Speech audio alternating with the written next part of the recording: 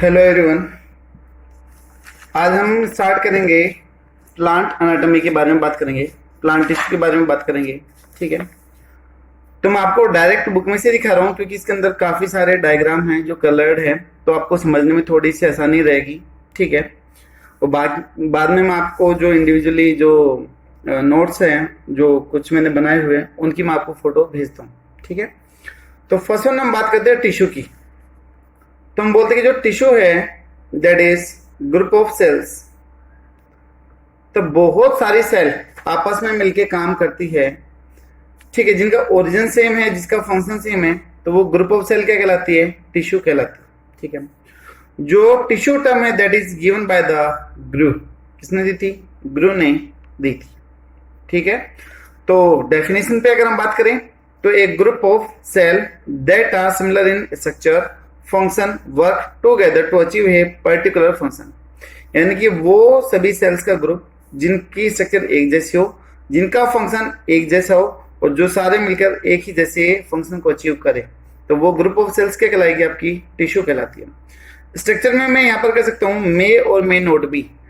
कई बार जो स्ट्रक्चर है वो अलग भी हो जाती है। जैसे हम जाइलम की बात करें तो जाइलम में 4 तरह की सेल है और चारों की स्ट्रक्चर कैसी है? अलग अलग है।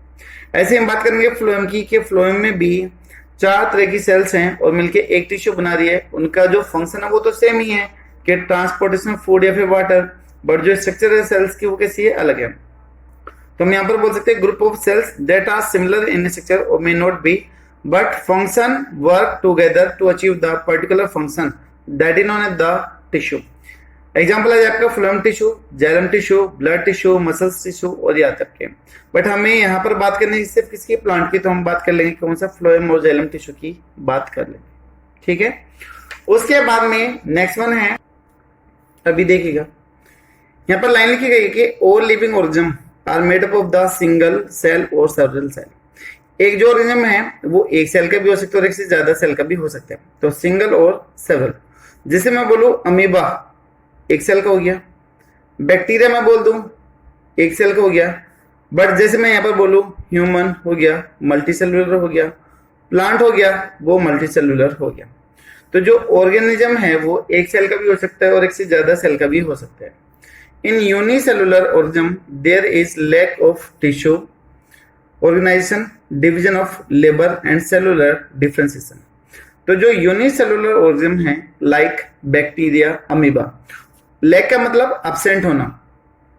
ठीक है, लैक का मतलब एब्सेंट। तो ना तो उनके अंदर टिश्यू होगा, ना ही वहां पर डिवीजन की कैपेबिलिटी होगी। अगर डिवीजन करेंगे भी तो वो टूट के कैसे हो जाएंगे?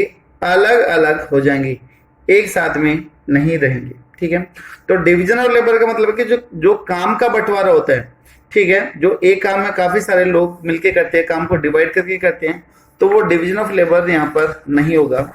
नेक्स्ट पॉइंट है कि सेलुलर डिफरेंशिएशन। यहाँ पर सेल भी डिफरेंशिएट नहीं होती है। जैसे कोई सेल है वो नर्व सेल में कन्वर्ट हो गई, कोई मसल्स में हो गई, कोई ब्रेन में हो गई, वैसे भी डिफरेंशिएशन नहीं होगा। ये सारी बात हो रही किसके बारे में? यूनिसेलुलर ऑर्गेनिजम्स के बारे में बात हो रही है। A single cell carries out all the basic function. लेकिन एक जो सिंगल सेल है वो सारे के सारे बेसिक फंक्शन को कैरी आउट कर सकती है। जो एक मल्टी सेलुलर ऑर्गेनिज्म करता है लगभग वो सारे के सारे फंक्शन एक सिंगल सेल कर सकती है। ये सिंगल सेल परफॉर्म इंजेक्शन, खाना भी ले सकती है, रेस्पिरेशन, एक्सक्रीशन। जैसे अमीबा खाना लेता भी है, उसको ब्रेक डाउन भी करता है और वेस्टेज को बाहर भी निकाल देता है। तो यूनिसेलुलर का एग्जांपल है अमीबा, क्लेमाइडोमोनास, ईस्ट, बैक्टीरिया, ये सारे के सारे यूनिसेलुलर। अब ये बात आती है किसकी? मल्टी सेलुलर की।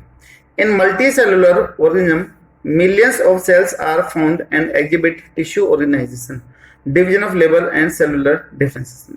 लेकिन जो मल्टी सेलुलर ऑर्गेनिज्म होते हैं उनमें मिलियंस ऑफ सेल होती है जो एक साथ मिलकर क्या करती है? टिश्यू ऑर्गेनाइजेशन बनाती हैं, डिवीजन कर जो काम का जो डिफरेंशिएशन है कि एक काम को बहुत सारी सेल मिलकर काम करती है, तो वो भी मिलेगा, डिवीजन ऑफ लेबर भी मिलेगा, एंड द सेलुलर डिफरेंशिएशन। और इवन जो सेल है वो अलग अलग तरीके से डिफरेंशिएट भी हो सकती है। ठीक है, each specialized function is taken up by a different group of cell efficiently. यानी कि जो एक स्पेसिफिक फंक्शन है वो अलग ग्रुप ऑफ सेल्स के द्वारा करा जाता है। जैसे मान लो हमारा मूवमेंट कौन करवाती है, हमारी मस्कुलर सेल्स करवाती है। सोचने का काम किसका होगा, हमारा जो नर्व सेल है, जो न्यूरॉन है उनका होगा। देखने का काम किसका होगा, ऑप्थेल्मिक का होगा। फैट को स्टोर करने का काम किसका होगा, एडिपोसाइट सेल्स का होगा। ठीक है, तो इसी तरीके से अलग अलग सेल का क्या होगा, अलग अलग फंक्शन होगा। ठीक है, in plant vascular tissue conduct food and water from one part two another part.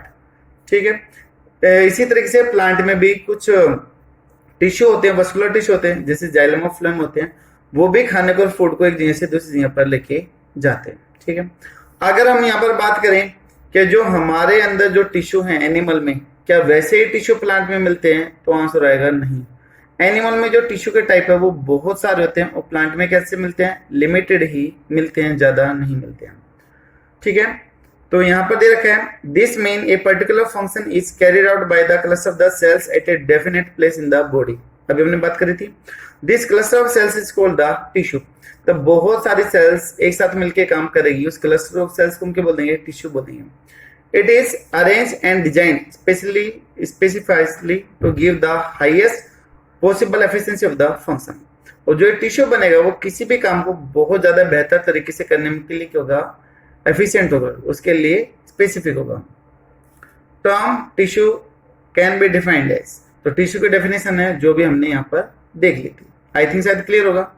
अब ये देखेगा सेल, सेल अगर सिंगल है तो यूनिसेलुलर ऑर्गेनिज्म की फॉर्मेशन कर दी है। वर्क इनसफिशिएंटली करता है क्योंकि एक ही सेल को सारा का सारा काम करना पड़ता है, एंड स्टेप वाइज, और सारा का सारा जो काम होगा वो स्टेप वाइज होगा। ठीक है, एक काम होगा फिर दूसरा होगा फिर तीसरा होगा। Due to no differentiation, no division of level, no specified cell, इन सभी की वजह से जितने भी काम हैं वो एक एक करके होंगे, एक साथ में सारे नहीं हो सकते। एग्जांपल दे रखा है अमीबा, यूग्लिना, क्लेमाइडोमोनास। दूसरी तरफ दे रखा है अगर सेल यहाँ पर जुड़ जाए तो क्या बना देगा, टिश्यू या फिर ऑर्गन की फॉर्मेशन कर देगा। मल्टी सेलुलर ऑर्गेनिज्म बनेंगे यहाँ पर, वर्क एफिशिएंटली टुगेदर। अगर बहुत सारे ऑर्गन होंगे तो सभी ऑर्गन एक साथ मिलकर बेटर तरीके से काम कर सकते हैं। तो due to differentiation of the cells, यहाँ पर सेल डिफरेंशिएट हो रही है। जो डिवीजन ऑफ लेबर है, काम बटा हुआ है, वो भी है।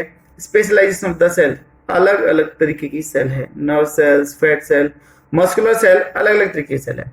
तो मल्टी सेलुलर में एग्जाम्पल आ जाए आपका हाईएस्ट, प्लांट, मैन, डॉग, ये चीजें जाएगी। ठीक है, तो ये बेसिक हुआ। नेक्स्ट हम बात कर लेते हैं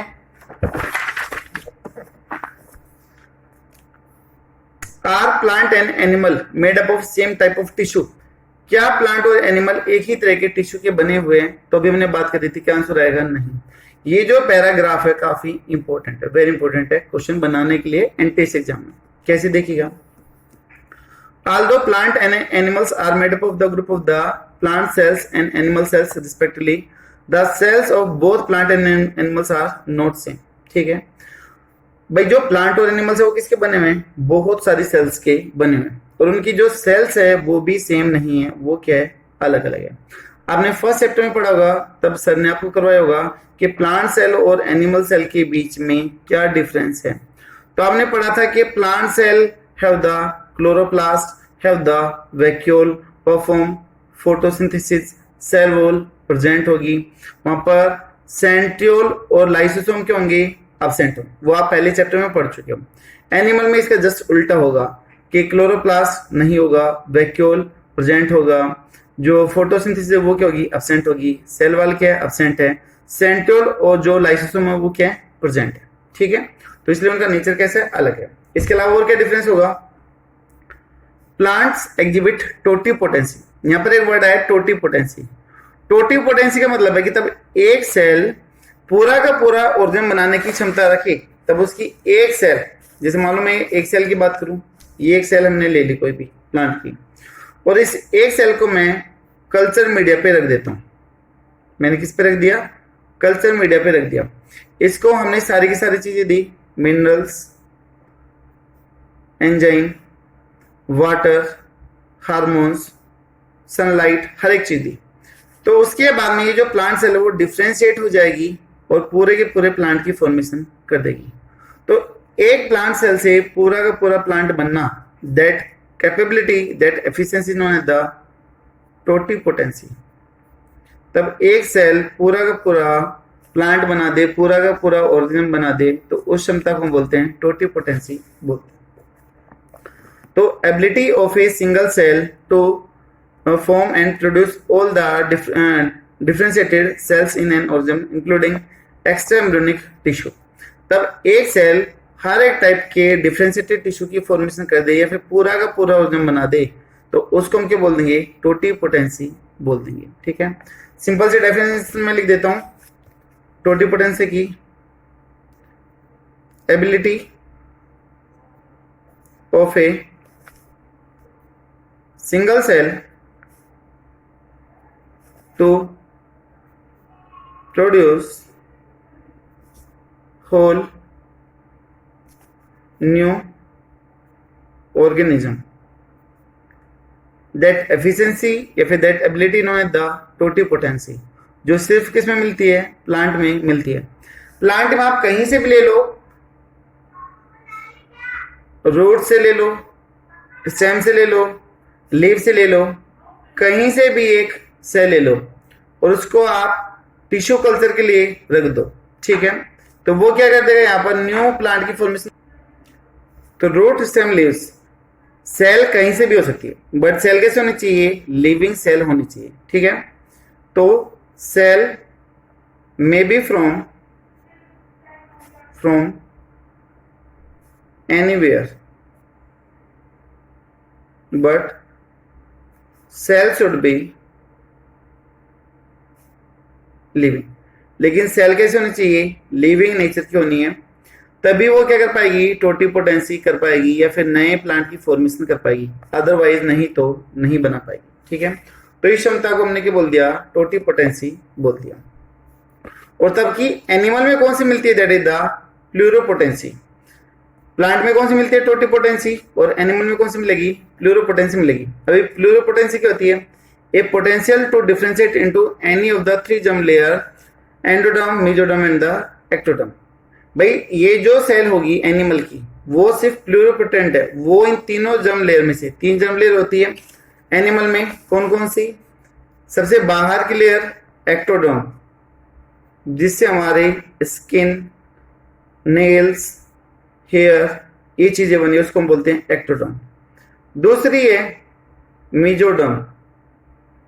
मीजोडर्म से हमारा ब्लड, लिम्फ, मसल्स, बोन, ये चीजें बनी है।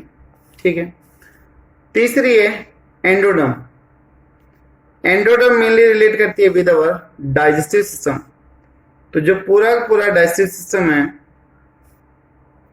और जो इसके कुछ ग्लैंड है जैसे कि लीवर, वो किसकी बनी हुई है? एंडोडर्म की बनी हुई है। तो जो प्लूरोपोटेंट है वो इनमें से किसी भी एक लेयर के अंदर डिफरेंशिएट हो सकती है, बट प्लूरोपोटेंट के केस में न्यू इंडिविजुअल की फॉर्मेशन नहीं होगी।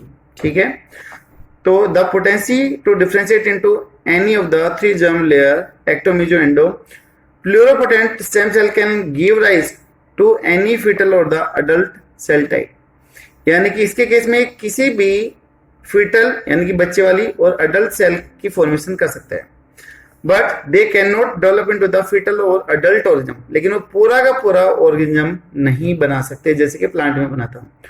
तो अगर पूरा का पूरा ऑर्गेनिज्म बने तो क्या कहलाएगा? टोटिपोटेंट। अगर सिर्फ एक सेल का कोई टाइप बनाए तो कहलाएगा वो प्लूरिपोटेंट कहलाएगा। Because they lack the potency to contribute extraembryonic tissue, क्योंकि उसके अंदर जो प्लेसेंटा होता था, जो उसके चारों तरफ मेम्ब्रेन होती है, वो नहीं है, जिसकी वजह से वो डिफरेंशिएट नहीं हो पाएगा। Due to differences in the cell potency, the organ system, feeding method, growth pattern, it is very follow.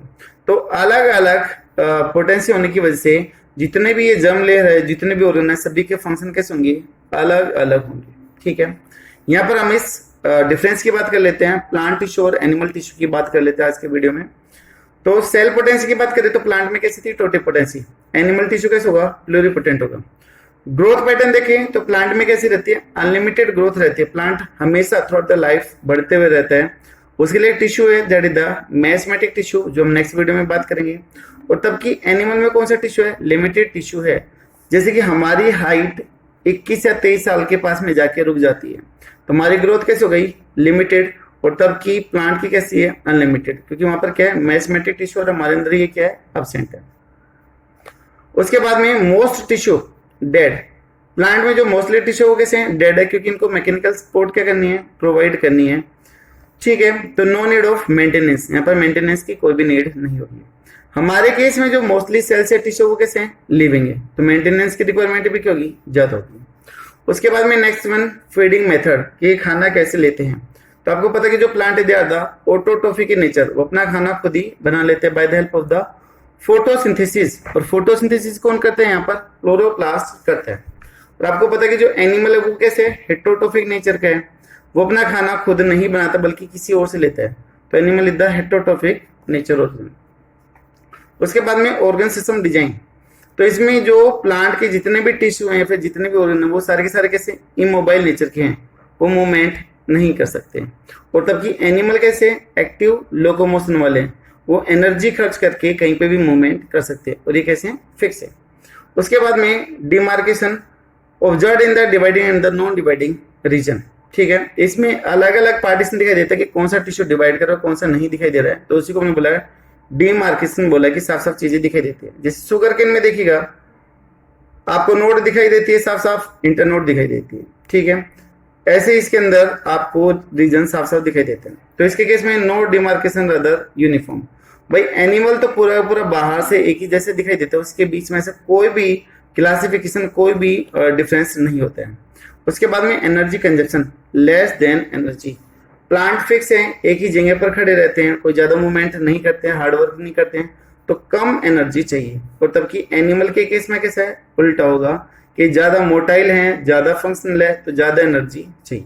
ठीक है, तो ये था आज का वीडियो का काम, जो हमने देखा है प्लांट टिश्यू के बारे में बात करी है, प्लांट टिश्यू और एनिमल टिश्यू के बीच में बात करी है कि कौन कौन से होंगे, दोनों को कंपैरिजन देखा। ठीक है, ये था फर्स्ट वीडियो, बेसिक वीडियो, जो आपको टिश्यू के बारे में आइडिया दे रहा है।